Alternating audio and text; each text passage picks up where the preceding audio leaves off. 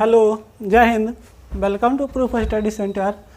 Friend, आज हम इस वीडियो में पीरियोडिक टेबल के बारे में पढ़ने वाले हैं, लेकिन पीरियोडिक टेबल पढ़ने के पहले हम लोग को कुछ एलिमेंट के बारे में जान लेना ज़रूरी है, क्योंकि पीरियोडिक टेबल में हम लोग एलिमेंटों का ही वर्गीकरण किया है। मतलब कि एलिमेंट को ही बांटे हैं एक दूसरे समूह बनाकर या आवर्त बनाकर। आप लोग जो जानते हैं कि जैसे कि अभी देखिए, आप लोग मॉडर्न पीरियोडिक टेबल के बारे में जानते होंगे कि मॉडर्न पीरियोडिक टेबल में 18 ग्रुप और तथा 7 आवर्त हैं। तो ये सब जानने के पहले हम लोग थोड़ा सा पहले periodic table, modern periodic table के पहले के इतिहास थोड़ा सा जान लेते हैं। वैसा तो नहीं है कि कोई भी काम एक ही बार में परफेक्ट हो जाता है। इसी प्रकार पीरियोडिक टेबल भी क्या है, एक ही बार में तो कोई नहीं बना दिया होगा। इसको भी बनाने में बहुत सालों का मेहनत लगा है। तो आइए हम लोग जानते हैं किस प्रकार से पीरियोडिक टेबल का इतिहास रहा। देखिए, पीरियोडिक टेबल हम लोग 2 या 3 पार्ट में करेंगे। छोटा एक वीडियो रिकॉर्ड करेंगे जो 10 या 15 मिनट का होगा। अगर तीनों पार्ट आप लोग देख लेते हैं तो आप लोग को पीरियोडिक टेबल या तत्वों का वर्गीकरण एक क्लास 10 में चैप्टर है, जो समझ लीजिए आप लोगों का कंप्लीट हो जाएगा। तो सबसे पहले हम लोग देखिए, पीरियोडिक टेबल पढ़ने के पहले कुछ थोड़ा सा इसके पहले का जानकारी ले लेते हैं कि पीरियोडिक टेबल क्या है, मतलब इसमें क्या पढ़ना है। तो देखिए, कोई भी तत्व है, कोई चीज एक पदार्थ कहलाता है। पदार्थ, कोई भी तत्व, चाहे कोई भी यौगिक, सब क्या है, पदार्थ है। तो सबसे पहले हम लोग क्या थोड़ा सा पदार्थ के बारे में जानते हैं। तो पदार्थ किसे कहते हैं? तो देखिए, पदार्थ दुनिया का कोई भी वैसा वस्तु है ना जो स्थान छेकता है, द्रव्यमान जिसमें हो, जिसमें स्थान छेकता, द्रव्यमान होता है, अपने आप आयतन हो जाएगा। तो बोलिए, पदार्थ किसे कहेंगे? दुनिया का वैसा कोई भी, दुनिया का कोई भी वस्तु सब क्या कहलाता है, पदार्थ कहलाता है। जैसे आपके आसपास भी देखिए कितना सारा चीज़ है, टेबल है, पंखा है, कुर्सी है, और किताब है, कॉपी, सब। मतलब कि आप जितना भी चीज़ देख सकते हैं वो सब क्या है, पदार्थ है। ये वाला हम लोग समझ चुके हैं पदार्थ किसे कहते हैं। उसके बाद देखिए, तत्व क्या होता है, यौगिक क्या होता है, परमाणु क्या होता है, अणु क्या होता है। तो हम इस चैप्टर में हम लोग उतना डिटेल से जानकारी से हमको नहीं लेंगे, थोड़ा देखते हुए चलते हैं, जिससे हम लोग को बढ़िया से कंसेप्ट समझ में आ जाए। तो सर्वप्रथम हम लोग देखते हैं तत्व किसे कहते हैं। पदार्थ तो आप लोग समझ में आ गया। पदार्थ दुनिया का कोई भी चीज़ जो स्थान छेकता है, द्रव्यमान हो तथा कुछ आयतन, उसे पदार्थ कहते हैं। अब तत्व, तो तत्व किसे कहते हैं? तत्व वह शुद्ध पदार्थ है जिसे न तो किसी भौतिक या रासायनिक विधि द्वारा बनाया जा सकता है और न ही किसी दूसरे तत्व में विभाजित किया जा सकता है। मतलब हम क्या बोलें कि तत्व उसे कहेंगे जिसे न तो कोई तत्व, जैसे कि लोहा है जी, तो लोहा क्या कोई बना सकता है? लोहा बनता ना है, कहाँ से निकालता है? ज़मीन के अंदर से। लोहा एक खनिज है। तो वैसा कोई भी चीज़ जिसको भौतिक या रासायनिक विधि द्वारा न तो बनाया जा सकता है, न तो कि अब ऐसा कोई है कि लोहा है, जैसे कि लोहा है फिर इसको कोई हाइड्रोजन बदल सकता है? नहीं बदल सकता है। तो यही बोल रहा है कि तत्व वैसा कोई भी पदार्थ जिसे न तो बनाया जा सकता है और न विभाजित किया जा सकता है। मतलब कि साफ छोटा मोटा शब्दों में हम लोग समझेंगे कि तत्व उसे कहेंगे जो एक ही प्रकार के अणु या परमाणु से बना हो, उसको क्या कहते हैं? तत्व कहते हैं। तब अणु या परमाणु, तो अणु या परमाणु किसे कहते हैं? देखिए, कोई भी तत्व है, जैसे कि मान लिया जाए कि हम लोग सोना ही ले लेते हैं। सोना क्या है? एक तत्व है, एलिमेंट है। तो सोना को हम लोग जितना हो सके, जितना आप छोटा टुकड़ा कर सकते हैं, महीन से महीन, जितना भी महीन कर सकते हैं। अब बोलिए, कितना भी इसे हम छोटा करेंगे तो क्या सोना लोहा में बदल जाएगा या सोना चांदी में बदल जाएगा? नहीं बदलेगा। तो देखिए, पहले हम लोग अणु देखते हैं। तो अणु किसे कहेंगे? पदार्थ का या तत्व का वह सूक्ष्मतम कण जिसे पदार्थ का वह सूक्ष्मतम कण जिसे और विभाजित न किया जा सकता है, या तो एक या दो से अधिक परमाणु से बना होता है, उसे क्या कहते हैं? अणु। तो अणु तो समझ में आ गया। तो अणु देखिए, अणु में क्या अंतर है ना, पहले थोड़ा इसके बाद अणु जानने से पहले हम लोग थोड़ा सा परमाणु पहले देख लेते हैं, उसके बाद अणु देखते हैं, एकदम कन्फर्म क्लियर होगा। तो देखिए, परमाणु क्या है? तो परमाणु किसी तत्व का वह सूक्ष्मतम कण, कि कोई भी तत्व लीजिए, लोहा, सोना, चांदी, और उसका सबसे छोटा कण, किसी तत्व का वह सूक्ष्मतम कण परमाणु कहलाता है, तथा परमाणु जितना सबसे छोटा कण हो सकता है परमाणु का, उसी को सबसे छोटा कण जितना आप मेहनत कर सकते हैं उसी को क्या बोलेंगे, परमाणु बोलेंगे। ठीक है, फिर बोलिए परमाणु को कुछ कर सकते हैं रासायनिक अभिक्रिया में भाग। देखिए अब एक बात और थोड़ा सा, परमाणु रासायनिक अभिक्रिया में भाग नहीं लेता है। देखिए इस हम बाहर का सिलेबस बाहर दूसरे चैप्टर में चर्चा कर लेंगे। अभी हम लोग क्या समझते हैं, हम लोग समझते हैं कि परमाणु कोई भी तत्व का सबसे छोटा कण के कुछ बोलते हैं, परमाणु कहते हैं।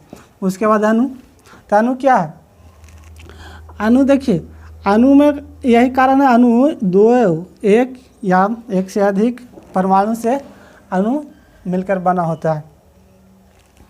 और ख़ास करके देखिए जैसे कि यौगिक समझते हैं, थोड़ा बहुत जानते होंगे आप लोग। तो यौगिक का सबसे छोटा कण को क्या बोलते हैं, अणु कहते हैं। अब देखिए इसे हम दूसरा चैप्टर में हम लोग चर्चा कर लेंगे। अभी हम लोग का मेन फोकस क्या है, पीरियोडिक टेबल पढ़ रहे हैं।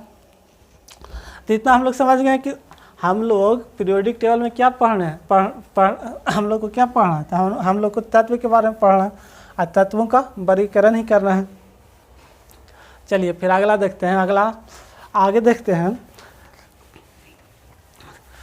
कि देखिए अच्छा आप ही लोग बताइए कि तत्वों का वर्गीकरण का, कोई पूछे कि तत्वों को क्या जरूरी था बांटना, इसी रहने देता, क्या जरूरी था हम लोग के इधर करो उधर करो, या पीरियड बनावो, ग्रुप बनावो, है ना। कोई धातु में बांटा, कोई अधातु में बांटा, क्या जरूरी था हम लोग को बांटने का। अगर यही प्रश्न पूछता है तो आप लोग क्या जवाब दीजिएगा, इसका यही नहीं जवाब है। जैसे कि आप लोग समझिए, अगर कोई सब्जी वाला दुकान, सब्जी वाला नहीं तो छोड़िए, किराना स्टोर गए होंगे आप लोग। तो किराना स्टोर मतलब नमक, दाल, चावल ये सब जो मिलता है, वैसा दुकान में आप लोग तो गए होंगे। अब आप ही लोग बताइए, गए हैं तो देखते हैं कि वहाँ क्या बना के रखता है। इसको हम लोग रेक बोलते हैं। रेक मतलब कैसे लकड़ी का रहेगा, ऐसे ऐसे खाना बना हुआ रहेगा, इसको क्या बोलते हैं हम लोग, रेक बोलते हैं। रेक बना के रखता है, जैसे कि इसमें नीमक है, इसमें हल्दी वाला पाउडर है, इसमें धनिया वाला पाउडर है, अलग अलग सब रखता है। जैसे कि आलू वाला अलग बोड़ा है, लहसुन वाला अलग बोड़ा है। आप लोग भी देखते होंगे, जाते होंगे। तो बोलिए इसका क्या जरूरी, सब के एक ही जगह ला के फेंट दे, फेंटना मतलब कुछ सबके मिला उला के रख दे तो कोई दिक्कत होगा, उसको नहीं होगा। देखिए अगर आप लोग बोलिए कि आलू प्याज और लहसुन, अगर सब आलू प्याज और लहसुन सबके मिला के रख दे, तो आप जाइएगा बोलेगा हमको ऐसे चाहे हमारा 1 किलो क्या चाहिए, आलू चाहिए। तो बेचारा वो आलू 1 किलो तो आपको देने के चक्कर में बोले उसका कम से कम 10 मिनट टाइम बर्बाद होगा। कैसे, अब आलू में कुछ आलू में प्याज, लहसुन और कुछ मिलल है। अब चुनेगा, एक का आलू पकड़ कर, ये आलू है, अरे लहसुन, तो ऐसे कर करके चुनने में बोले उसको कितना टाइम लगेगा, बहुत सारा टाइम नष्ट हो जाएगा। तब बोले उसको 1 किलो आलू देने के चक्कर में पता चला कि आधा घंटा लगा दिया। आप उसको वहीं से लीजिएगा, नहीं ना लीजिएगा। इसी प्रकार हम लोग तत्वों का वर्गीकरण देखते हैं, इसलिए किए हैं कि जैसे कि हम लोग मान लीजिए सोना मतलब कि सोना लिए, तांबा लिए, मतलब इसमें सब तत्व है। इस सब का हम लोग गुण के अगर बारे में पता करना रहे तो पता कैसे चलेगा, क्या हम लोग को कैसे पता चलेगा कि राम लेनिया पार हो तू कि ना हो तू, है ना। चाहे मतलब ये लोग जलाई तो जल दी तू, ये सब पता कर रहा है ना। चाहे तो देखिए अब रोटी बनाना है तो रोटी में देखते हैं मतलब तावा पर बनाते हैं, और तावा को चाहिए पीछे लकड़ी का हैंडल लगा रहता है ना जी। तो बोलिए अगर हम लोग को पता ना रहे कि लकड़ी विद्युत का कुछ चालक होता है, मतलब उसका गुण हम लोग को पता ना रहे, तो बोलिए हम लोग कैसे कर सकते हैं। पता चला कि उधर लोहा के तावा बनाया, इधर लगा दिया क्या एल्युमिनियम के, इधर लगा दिया है कुछ बेट बोलते हैं ना हम सब देहाती भाषा, मतलब पकड़ने वाला जो बोले हैंडल लगा दिया। अब बोले हम अगर उसको पकड़ेंगे तो पता चले जल गल करेंगे कि नहीं हम लोग, बोलिए। तो इसी कारण मतलब कि हम लोग क्या करते हैं, पीरियोडिक टेबल बनाने का हम लोग का यही फायदा है कि हम लोग तत्वों का वर्गीकरण कर सकते, मतलब कि उसके गुणों के बारे में अध्ययन कर सकते हैं आराम से। हम लोग उसके पूरा भूत भविष्य काल, जैसे मतलब क्या बोल सकते हैं, भूत भविष्य काल उसके बारे में सब जान जाएंगे कैसा है ना, इसीलिए हम लोग पढ़ते हैं। देखिए आप लोग अपना अगर एग्जाम में आवे वाला क्वेश्चन कि तत्वों का वर्गीकरण का आवश्यकता क्यों पड़ा, तो हम लोग लिख देंगे कि सुविधाजनक, मतलब उसके बारे में अध्ययन करने के, सुविधाजनक किसी उपयोग करने में सुविधा हो, इसी तरह बना के पॉइंट लिख देंगे। हम तो ऐसे मजाक में बोल रहे हैं। चलिए फिर उसके बाद चलते हैं। तो देखिए तत्वों का वर्गीकरण का सर्वप्रथम प्रयास जानते हैं कौन किया था? लेबोजियर नामक वैज्ञानिक ने। ऐसे देखिए लेबोजियर को ही केमिस्ट्री का फादर कहते हैं। लेबोजियर बोले, कोई लेबोजियर भी बोलता है, ठीक है। तो देखिए तत्वों का वर्गीकरण का सर्वप्रथम प्रयास कौन किया था? तो लेबोजियर किया था। और लेबोजियर को बोलिए क्या बोलते हैं? केमिस्ट्री का फादर, ठीक है। तो देखिए इन्होंने सर्वप्रथम देखिए तत्वों को दो तरह के तत्वों में बांटा था। पहला को बोल दिया था, आप लोग भी जानते होंगे, इसमें तो 6-7 ही में ही पढ़े होंगे। पहला को बोला था धातु और एक को बोला था क्या? अधातु। 2 प्रकार के तत्वों को बांटा था। धातु माने मेटल, धातु किसको बोलते हैं? मेटल को। इसको कुछ ही बोलते हैं अधातु। नॉन मेटल बोल देंगे इसको, नॉन मेटल। तो देखिए लेबोजियर ने तत्वों को 2 भागों में बांटा, पहला धातु और अधातु। पूछे कि धातु अधातु पर किसने बांटा था तत्वों को? तो क्या बोलेंगे? लेबोजियर, ठीक है। तो देखिए जैसे कि धातु अधातु तो बांट दिया, तो धातु का उन्होंने देखिए मतलब कुछ गुण बताया धातु का। जैसा कि धातु क्या होता है? तो धातु चमकीला होता है, ठीक है भाई। धातु चमकीला होता है। तो अधातु कुछ ही होता है, अधातु बोल सकते हैं इसको मलिन। अरे मलिन नहीं समझता है। जैसे कि एगो लाका गोर है पूरा, एगो है करैठा मंगरैला हमारी तरह के, तो बोले दोनों में जो चमक रहा है उसको धातु, मतलब जो गोर गार है वो धातु, और जो थोड़ा सा मलिन है मतलब सांवर है या काला है तो उसको क्या बोलेंगे? अधातु बोलेंगे। उसके बाद अगला चलेंगे। धातु बोला ना कि देखो धातु के कितना कस के तीरेंगे ना तो जल्दी नहीं टूटेगा, मतलब अब इसको क्या बोलते हैं? इसी को तीरने के ही गुण को हम लोग क्या बोलते हैं? तन्यता बोलते हैं। क्या बोलते हैं जी? तन्यता बोलते हैं। तो बोले धातु को नहीं तीरेगा, लेकिन अधातु के थोड़ा सा अब ऐसे किया बस फुस जुनी जा, तो बोलिए अधातु क्या होगा? धातु में तन्यता गुण होता है, अधातु में तन्यता गुण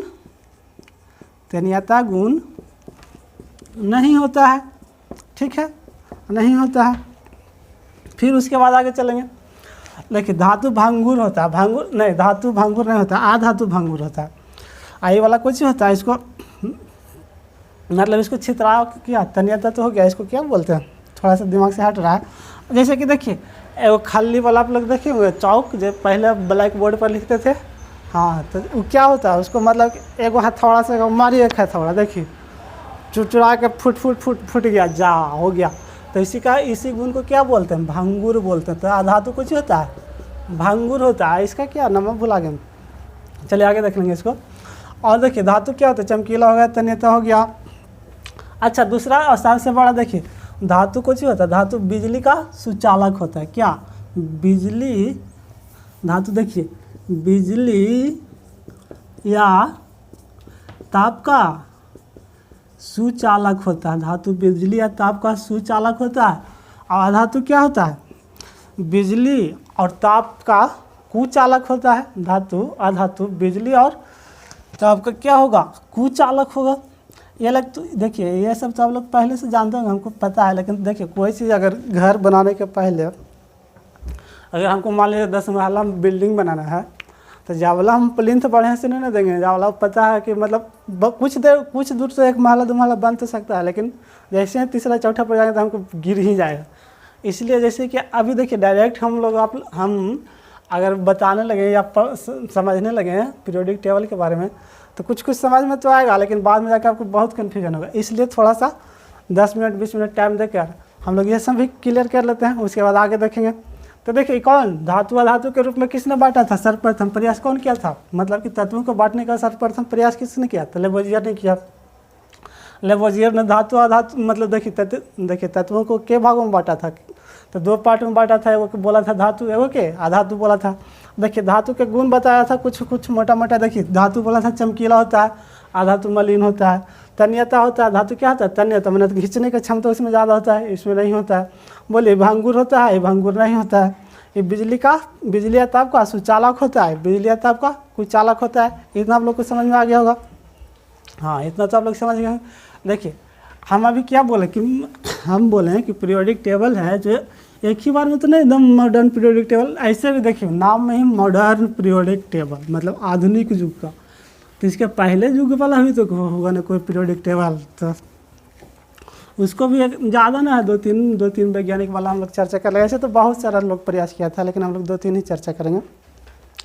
तब देखिए लेबोजियर के बाद है कौन, डोबरेनर। लेबोजियर के बाद किसने कौन वैज्ञानिक आया था, तो लेबोजियर के बाद आया था डोबरेनर नामक वैज्ञानिक आया था। तो डोबरेनर नामक वैज्ञानिक ने तिर्यक नियम दिया। कौन नियम दिया जी, तिर्यक नियम। देखिए इस हम सब पूछता है, देखिए 10th में पूछे चाहे ना, लेकिन अगर आप लोग थोड़ा सा कंपटीशन मतलब रेलवे से सिक्योर जाइएगा ना तो यही सब पूछेगा, मेन पीरियोडिक टेबल से पूछता ही नहीं जल्दी, यही तो बात है। तो थोड़ा सा बर्दाश्त करके देख लेते हैं। तो देखिए लेबोजियर के बाद हम कौन आया था,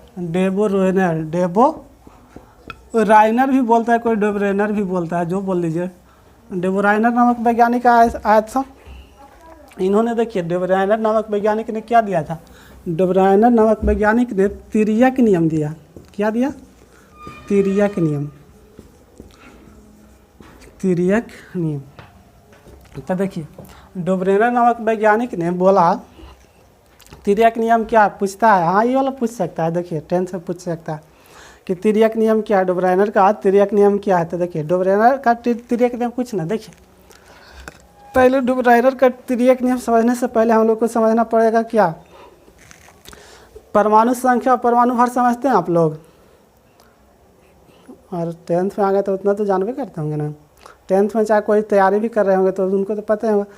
तो देखिए थोड़ा सा परमाणु संख्या परमाणु भार क्या होता है जी।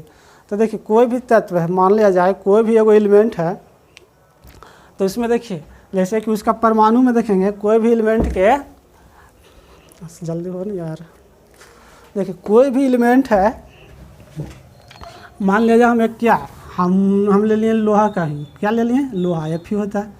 अब बोलिए लोहा है वो एलिमेंट है, अब इसका एकदम छोटा परमाणु, एकदम परमाणु लेना, क्या लेना है, इसका एक परमाणु लेना, मतलब बहुत छोटा कण लेना है, दम आउट टुकड़ा ना हो सके। तो बोलिए अब एक लोहा के हम परमाणु ले लिए, तो बोलिए परमाणु में और क्या, ऐसे तो बोला जाता है कि परमाणु सबसे छोटा कण है, लेकिन आजकल विज्ञान इतना आगे चला गया कि देखिए परमाणु को भी अलग अलग भाग में, मेन रूप से 3 भाग में बांटा, परमाणु के 3 भाग में बांटा। पहला के देखिए कोई भी तत्व का एगो नाभिक होता है, तो नाभिक में देखिए प्रोटॉन और नाभिक में प्रोटॉन और न्यूट्रॉन बैठा हुआ रहता है। नाभिक में प्रोटॉन और न्यूट्रॉन, इलेक्ट्रॉन नाम का देखिए कोई परमाणु को 3 भागों में बांटा। जैसे कि परमाणु हम बोले ना कि छोटा कण को परमाणु कहते हैं, तो परमाणु के 3 भागों में बांटा। ऐसे तो आओ है, बाद में 11th-12 में पढ़ेंगे इस हम। मेन रूप से हम लोग देखते हैं प्रोटॉन न्यूट्रॉन, नहीं प्रोटॉन इलेक्ट्रॉन और न्यूट्रॉन, 3 कण में बांटा परमाणु को। तो देखिए प्रोटॉन और न्यूट्रॉन है जो देखिए कोई भी परमाणु के नाभिक में बैठा रहता है, ठीक है। इलेक्ट्रॉन है जो चारों पट्टी कक्षा मतलब गोल गोल अपना रास्ता बना लेता है, और उसी पर क्या करता रहता है, घूमते रहता है। तो देखिए हमको देखना उतना भी नहीं देखना, हम लोग को अभी क्या देखना, परमाणु संख्या क्या होता है, मतलब एटॉमिक नंबर क्या होता है, एटॉमिक वेट क्या होता है, हम लोग को यही देखना है जी। तो देखिए एटॉमिक नंबर क्या बोलते हैं, प्रोटॉन के संख्या को हम लोग क्या बोलते हैं, परमाणु संख्या। एटॉमिक वेट क्या बोलते हैं, प्रोटॉन और प्लस न्यूट्रॉन के संख्या को हम लोग क्या बोल देते हैं, हम लोग परमाणु भार बोल देते हैं। हाँ इतना समझ गए, परमाणु भार समझ में आया ना कि प्रोटॉन और न्यूट्रॉन जितना रहेगा दोनों को जोड़ देंगे तो क्या हो गया, परमाणु भार हो गया। तो देखिए इसी के आधार पर डोबरेनर था जो तत्वों को परमाणु भार के आधार पर बांटा था। एक प्रश्न देखिए सबसे इम्पोर्टेंट एक प्रश्न होता है कि वो बताइए कि मॉडर्न पीरियोडिक टेबल को परमाणु तत्वों के आधार पर बटा हुआ है कि परमाणु भार पर। तो देखिए मॉडर्न पीरियोडिक टेबल है जो परमाणु संख्या पर बांटा गया, लेकिन मॉडर्न पीरियोडिक टेबल के पहले जितना भी क्या बोलते हैं वैज्ञानिक ने बांटा, मतलब वर्गीकरण किया, तो सब परमाणु द्रव्यमान के आधार पर बांट रहा था। तो देखिए डोबरेनर भी क्या बोला, परमाणु द्रव्यमान के आधार पर बांटा हुआ। तो डोबरेनर क्या दिया था, डोबरेनर दिया था तिर्यक नियम। कौन सा नियम, तिर्यक नियम। तो इन्होंने क्या बोला ना कि देखिए इनके समय में लगभग कितने तत्वों का खोज हो चुका था, लगभग 30 एलिमेंट का खोज हुआ था, 30 या कहीं 25 भी दिखता है, 30 या 25 एलिमेंट का खोज हो चुका था, ठीक। तो देखिए इनके समय 30 या 25 तत्व को, तो इन्होंने क्या किया ना कि तीन गो का तीन एलिमेंट उठाया और तीनों का क्या बनाया, तीन एलिमेंट का एक समूह बनाया। ठीक है, तीन एक समूह में कितना तत्व रखा इन्होंने, तीन तत्व रखा। ठीक है, तीन तत्व रखा। इन्होंने देखिए अब बोला ना कि देखिए यही बोला कि देखिए यहाँ पर जो एलिमेंट रखेंगे और यहाँ पर एलिमेंट रखेंगे, और दोनों एलिमेंट का मतलब पहला एलिमेंट, समूह के पहला एलिमेंट और तीसरा एलिमेंट, ठीक, पहला एलिमेंट और तीसरा एलिमेंट के परमाणु द्रव्यमान के जो औसत निकालेंगे ना, जो कुछ हो जाएगा सेकंड वाला के इक्वल हो जाएगा, सेकंड वाला के इक्वल हो जाएगा। इसी को क्या बोलते हैं, डोब्राइनर का तिर्यक नियम। आए समझ में, लिख लीजिएगा कि पूछा है कि डोब्राइनर का तिर्यक नियम क्या है, तो देखिए क्या बोल लिखेंगे। डोब्राइनर के तिर्यक नियम के अनुसार उन्होंने ये बताया कि किसी तिर्यक ग्रुप, किसी तिर्यक समूह के पहला तत्व और तीसरा तत्व के पहला तत्व और तीसरा तत्व के परमाणु संख्या का औसत, क्या परमाणु संख्या का एवरेज लेना है। वो जितना आएगा वो सेकंड मतलब दूसरा मतलब ग्रुप का दूसरा तत्व के औसत, मतलब दोनों का ये पहला और तीसरा का औसत दूसरा के औसत के मतलब दूसरा तत्व के परमाणु भार के बराबर होगा। इसी को क्या बोलते हैं, तिर्यक नियम बोलते हैं। तो देखिए इन्होंने पहला में लिया था कैल्शियम, स्ट्रोंशियम और बेरियम। पहला ग्रुप क्या कौन ग्रुप है जी, पहला ग्रुप है। तो इन्होंने लिया था कैल्शियम, स्ट्रोंशियम और बेरियम को लिया था पहला ग्रुप में। बोलिए पूछता है, बोला कि पहला ग्रुप में कौन सा, दूसरा ग्रुप में कौन सा, तीसरा ग्रुप में कौन सा तत्व है जे, तो पहला में क्या बोलेगा कैल्शियम, स्ट्रोंशियम और बेरियम। अब देखिए कैल्शियम का परमाणु द्रव्यमान की बात करें तो लगभग कितना होता है, 40 होता है। कितना, 40 होता है। और बेरियम का परमाणु द्रव्यमान निकाला जाता है 137, कितना 137, 137 होता है। ठीक, अब बोलिए इसके अनुसार क्या होना चाहिए, 40 और 137 का एवरेज कैसे हम लोग निकालते हैं, एवरेज निकालना होता है तो कैसे निकालते हैं, दोनों को जोड़ के 2 से भागा देंगे। तो बोलिए 40 और प्लस 137 कितना, 137 कितना आ गया, देखिए 100 और 40 30 70 और 7 37 77 177 आ गया। अब एवरेज निकालने के लिए दो एलिमेंट होते हैं, 2 से डिवाइड कर देंगे। तो बोलिए 2 8 16 हाथ में 1 और 2 8 16 मतलब 88.5 लगभग कितना आ रहा है जी, 88.5 आ रहा है। लेकिन 88.5 लेकिन लगभग इसका कितना होता है, इसका होता है 87.5 होता है। तो देखिए लगभग उन्होंने बोला था, उन्होंने क्या बोला था कि पहला तत्व और तीसरा तत्व के परमाणु भार सेकंड तत्व के लगभग परमाणु भार के औसत सेकंड का लगभग बराबर। तो यहाँ तो मान सकते हैं एक का अंतर है, कोई दिक्कत नहीं। फिर इसी प्रकार इन्होंने 2 और ग्रुप तक थी, 2 और ग्रुप बनाया और 2 ग्रुप तक और लागू हुआ, मतलब 3 ग्रुप इनका लागू हुआ, सही काम किया, चौथा में फेल हो गया था। तो दोनों को भी हम लोग देख लेते हैं थोड़ा सा। क्या देखिए इन्होंने दूसरा ग्रुप में रखा था लिथियम, सोडियम और पोटेशियम। क्या रखा जी, लिथियम, बोलिए लिथियम, सोडियम और पोटेशियम। तो आप लोग भी जानते हैं लिथियम का परमाणु द्रव्यमान कितना, 7, परमाणु द्रव्यमान 7 है, इसका 39, इसका 7 है, इसका 39 होता है लगभग। अब बोलिए 7 हो गया 39, दोनों को जोड़ते हैं तो कितना आ गया 39 7 46 और 46 डिवाइड बाई 2 तो कितना 23। अब देखिए ये तो लगभग एकदम मिल गया, नहीं लगभग मतलब पूरे लगभग मिल गया। कैसे सोडियम का परमाणु द्रव्यमान लगभग इतना ही होता है, कितना 23। ये भी इसमें भी पार हो गया। चलिए फिर उन्होंने तीसरा समूह बनाया। तीसरा समूह में उन्होंने क्लोरीन, ब्रोमीन और आयोडीन, क्लोरीन, ब्रोमीन और आयोडीन को रखा था।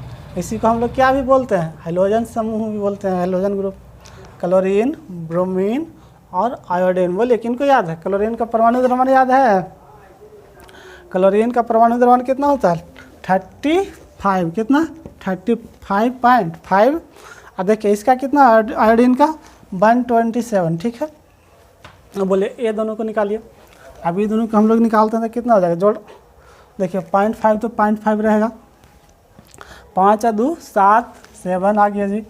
अब फिर बोलिए 3 1 4, नहीं सॉरी गलती हो गया, देखिए 0.5 तो इधर है, 5 और 7 12, हाथ में 1 और 3 और 2 5, एक बकिया 6 और 1 162 आ गया 162।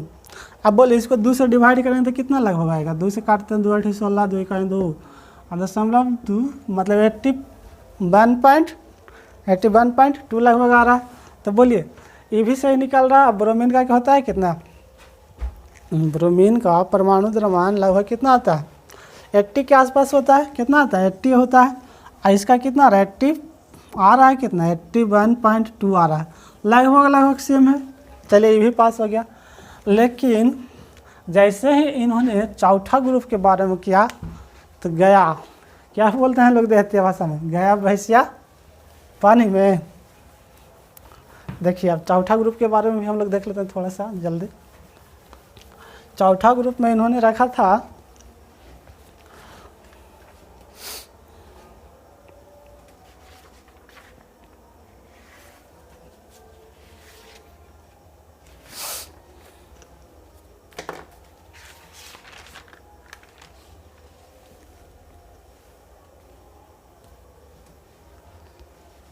नाइट्रोजन, फास्फोरस और आर्सेनिक को। देखिए नाइट्रोजन, फास्फोरस और आर्सेनिक को।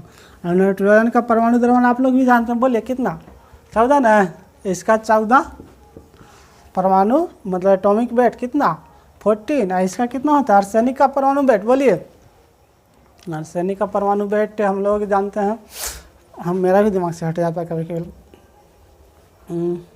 कितना था, हाँ 74.9, 74.9 लगभग कितना आ रहा है, बोले ना 75 ना आ रहा है। तो बोले 75 और 14 अगर हम लोग करते हैं तो कितना गया 75 और 14, तो बोलिए 75 में 4 जोड़ेंगे तो 79, और 79 में 10 जोड़ेंगे तो 89, 89 बटा 2 करेंगे तो लगभग 45 आना, 45 या 44.5 आ रहा। जबकि अब आप लोग बोलिए वहाँ 44.5, इसका होता है कितना, फास्फोरस का एटॉमिक वेट होता है 31। देखिए कितना का डिफरेंस है, एक 31 और कहें 44.5। अब बोलिए होगा, ये इसी कारण इनका नियम गया, फेल हो गया। बेचारा इतना मेहनत किए। तो देखिए अब पूछेगा आपसे कि बताओ कि डोबरेनर का तिर्यक नियम किया था, फिर पूछेगा कि डोबरेनर का गुण किया था, गुण पूछे तो देखिए गुण तो यह हुआ ना, कम से कम इतना तो बताया ना कि तत्वों का जो तत्व है उसको सरियाएंगे तो एक आवर्त बनाएगा। मतलब एक नंबर के बाद या तो एक समूह में अगर तत्वों को सरियाया जाए तो बोले उसका गुण समान हो सकता है। ये भी अरे यार कोई काम किया शुरू में तो कुछ हो, मतलब जैसे कि देखिए आप लोग साइकिल चलाते होंगे ना, तो ऐसा थोड़ा है कि आप लोग साइकिल में बैठे एक बार दम यहाँ से वहाँ 5 किलोमीटर चला दीजिएगा नहीं ना, कितना बार गिरते हैं, कितना बार चोट लगता है, पैर छिलाता है, उसके बाद ना धीरे धीरे सीखते हैं। तो बोले ये भी थोड़ा सा हम लोग को सिखाएं कि नहीं, तो इनका मेहनत भी हम लोग ऐसे नहीं बोल सकते कि फेल हो गया, हाँ ठीक है पूरा नहीं हो पाया। तो देखिए इनका दोष क्या हो गया कि दोष हो गया कि चौथा समूह इनका सक्सेस नहीं हुआ, और गुण क्या हो गया, गुण हो गया कि इन्होंने मेहनत तो क्या, मतलब कि इन्हें इन लोगों ने बताया ना कि मतलब तत्वों का वर्गीकरण करेंगे तो उसका आवर्त फॉलो करेगा, मतलब इतना तत्व के बाद इतना के गुण समान होगा, तो इतना तो बता दिया था। ठीक है, उसके बाद अगला वीडियो हम लोग देखते हैं न्यूलैंड कास्टक नियम, और उसके बाद मेंडलीव का देख लेंगे कल, और उसके बाद फिर मॉडर्न पीरियोडिक टेबल। 3 या 4 वीडियो में हम लोग बहुत अच्छा से इसको समझने वाले हैं। Thank you. और देखिए हम अभी स्टार्ट ही कर रहे हैं वीडियो बनाने के लिए। ऐसे तो मतलब ऑफलाइन क्लास लेते हैं, उसमें इतना प्रॉब्लम नहीं होता, लेकिन जब ऑनलाइन मतलब अकेले बोलना पड़ता था, हमको थोड़ा सा हिचकिचाहट हो रहा है, इसके लिए सॉरी चाहते हैं। और फिर यही बोलना चाहते हैं कि कुछ थोड़ा सा सपोर्ट कीजिए, उसके बाद धीरे धीरे हम भी अपना कोशिश करके सही कर लेंगे। अगर थोड़ा सा अच्छा लग रहा है तो सब्सक्राइब करिए। इसी तरह का हम लोग भी कोशिश करते रहेंगे कि आगे बढ़ने का आप लोग को भी कुछ फ़ायदा पहुँचे, कुछ मेरा भी फ़ायदा। ठीक है, थैंक यू।